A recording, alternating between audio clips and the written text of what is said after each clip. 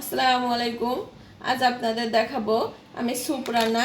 এই যে আমি একটা প্যাকেটের স্যুপ নিয়েছি, এটা চিকেন কর্ন স্যুপ। এই স্যুপটা কিভাবে রান্না করতে হয় একদম পারফেক্টভাবে সেটা আমি দেখাবো। চিকেন স্যুপ রান্না করার জন্য এখানে আমি 400 গ্রাম নর্মাল পানি নিয়েছি, মানে ঠান্ডা পানি। ঠান্ডা পানির ভিতরে আমি এখন চিকেন, এই যে স্যুপের প্যাকেটটা কেটে পুরো স্যুপটা আমি দিয়ে দেবো। দেখুন আমি পুরো স্যুপটাই, এই যে প্যাকেটের স্যুপটা এখানে ঢেলে দিয়েছি নর্মাল পানির ভিতরে। এখন চুলায় উঠিয়ে দেব। স্যুপটা আমি চুলায় যে উঠিয়ে দিয়েছি, এখন এটাকে আমি নেড়ে নেড়ে রান্না করে নিতে হবে। আমি যদি নাড়া না দিই তাহলে নিচে লেগে যেতে পারে, এই জন্য আমাকে নেড়ে নেড়ে রান্না করতে হবে।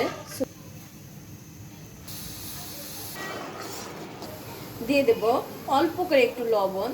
এটা লবণ থাকে, তারপর একটু লবণ দিলে বেশি স্বাদ হয়। স্যুপটা 3-4 মিনিট আমি রান্না করে এখন একটা ডিম দিয়ে দেব।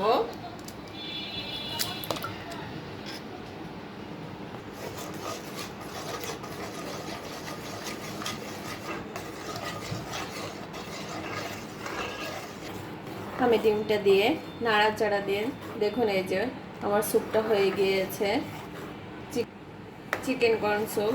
এখন আমি এটা নামিয়ে ফেলবো।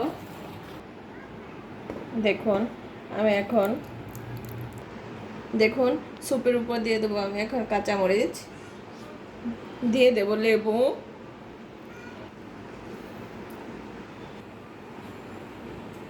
হয়ে গিয়েছে আমার চিকেন স্যুপ। আপনারা এইভাবে খুব সহজেই চিকেন স্যুপ রান্না করে খান।